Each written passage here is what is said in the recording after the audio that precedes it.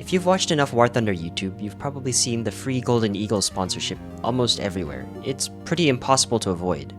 But is it actually worth it? This video is going to be a full review of how worth your time this app is for getting GE, and what you should look out for when using the app.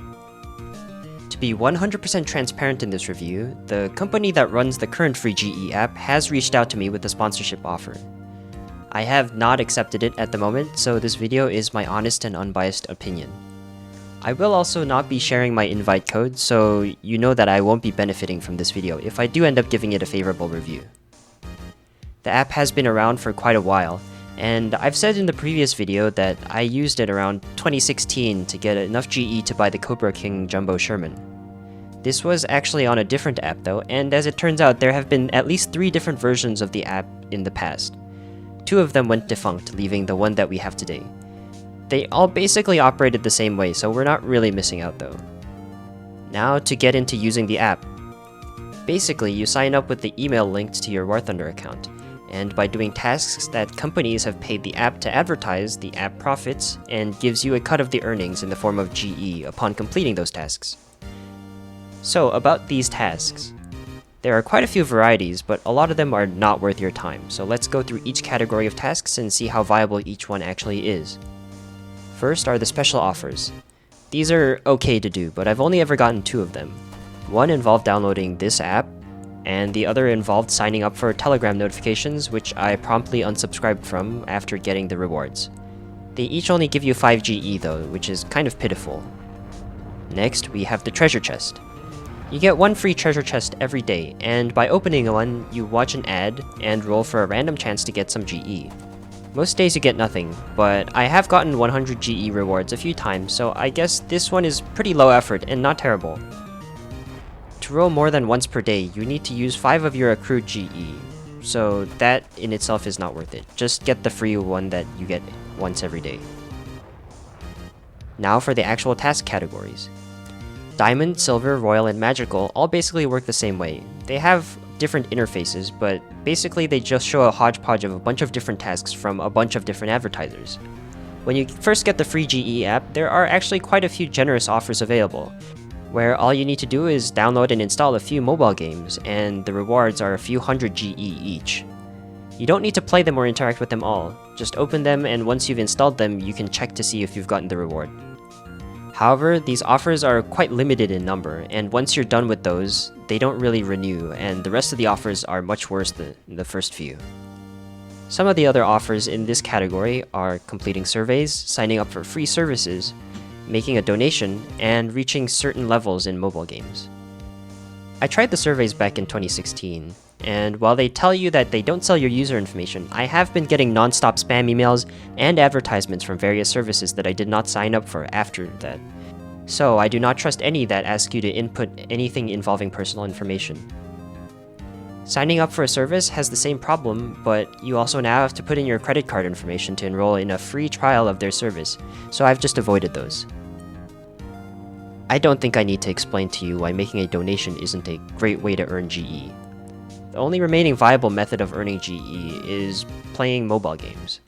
Though I would only do this if I was particularly desperate.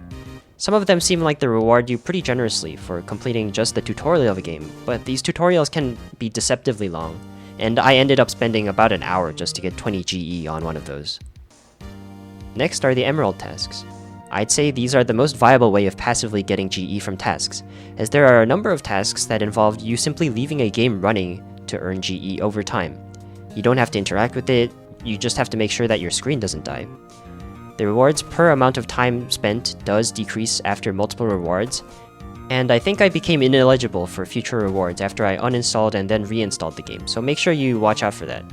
There are only 4 kinds of these offers immediately available, at least for me, in the Emerald category with varying reward levels, so if you're planning on using it, make sure to download and launch the game directly from the free GE app, and do not uninstall and reinstall it like I did, to make sure that you are eligible for the rewards. Next, the Ruby tasks. These involve playing games inside the free GE app itself to earn credits, and if you manage to get within the top 10 leaderboard for total number of credits within a time span, you are rewarded for a minimum of 50 GE and up to 700 GE. If you can't already tell, unless you're this guy who has no life, don't even bother with this. And finally, the bronze tasks.